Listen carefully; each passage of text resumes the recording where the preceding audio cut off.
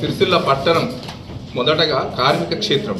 దీన్ని దృష్టిలో గత పాలక వర్గం ఉంచుకొని పట్టణ ప్రజల గురించి ఎంతో గొప్పగా పాలకవర్గం నిర్ణయం తీసుకొని సిరిసిల్ల దహన సంస్కారాలకు పట్టణ కార్మికులందరూ గత 10 నుంచి 20-25 వేల రూపాయలు ఒక కార్మికుడు కానీ ఎవరన్నా సామాన్యుడు చనిపోతే దహన సంస్కారాలకు అవుతున్నాయి అనే ఉద్దేశంతో పాలకవర్గం దృష్టిలో ఉంచుకొని ఈరోజు ఒక 101 రూపాయి దహన సంస్కారాలకు ఒక రూపాయి కట్టుకుంటే అక్కడ దహన సంస్కారాలకు ఏర్పాటు చేయడం జరిగింది. దాన్ని దృష్టిలో ఉంచుకొని 101 రూపాయికి ఈరోజు దహన సంస్కారాలు చేస్తూ ఉంటే ఈరోజు ప్రభుత్వ పెద్దలు కొందరు నిన్నటి ప్రెస్ మీట్లో మాట్లాడడం జరిగింది. దానిలో కూడా కుంభకోణం జరుగుతుందని చెప్పి మాట్లాడడం జరిగింది.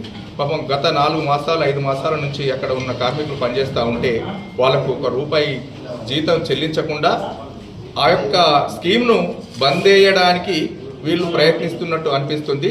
దయచేసి అది గిట్ట కార్మికులు బంద్ చేస్తే ఆ 101 రూపాయి స్కీమ్ గిట్ట పోయి మళ్ళీ 20 నుంచి 25 వేల రూపాయలు ఏ కార్మికుడు కానీ ఏ ఒక్క ఇక్కడ సిరిసిల్ల పట్టణం నుంచి చనిపోయి అక్కడికి దహన సంస్కారాలు తీసుకపోతే 20 నుంచి 25 వేల రూపాయలు అవుతున్నాయని చెప్పి గత పాలక వర్గం దృష్టిలో ఉంచుకొని 101 రూపాయికే ఈరోజు ప్రవేశపెట్టడం జరిగింది.